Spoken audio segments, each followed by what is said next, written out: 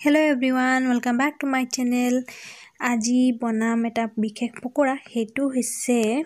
বুট আৰু নৰসিংহৰ লগতে ধনিয়াৰ পকৰা বনাম এগুটিখিনি একেলগে মিক্স কৰি পিছি ললো এখিনি নেদেখাল আৰু এতিয়া ইয়াত দেখিছে কিমান ধুনীয়াকৈ পেষ্ট বনাই লৈছো আৰু ইয়াত দিম হালধি তাৰপিছত নিমখ তাৰপিছত সৰু সৰু কাটি থোৱা পিয়াজ তাৰপিছত গোটেইখিনি একেলগে খানিম তাৰপিছত আপুনি কেৰাহীটো দিব চৌকাত কেৰাহী গৰম হলে এনেকে মিঠা তেল দি দিব তাৰপিছত অকণকে চামুচেৰে যেটো পেষ্ট বনাইছে সেইখিনি পকৰা বনাবৰ কাৰণে তেলত দি দিব এতিয়া গেছটো পুৰা একদম মিডিয়াম নহলে লো ফ্লেমত দিব নহলে বাহিৰটো কিজি যাব আৰু ভিতৰটো কেঁচা হৈ থাকিব আৰু এতিয়া চাওক পকৰাটো কেনেকুৱা হৈছে এয়া চাওক ভাঙি দেখুৱাই দিছো আপোনালোকক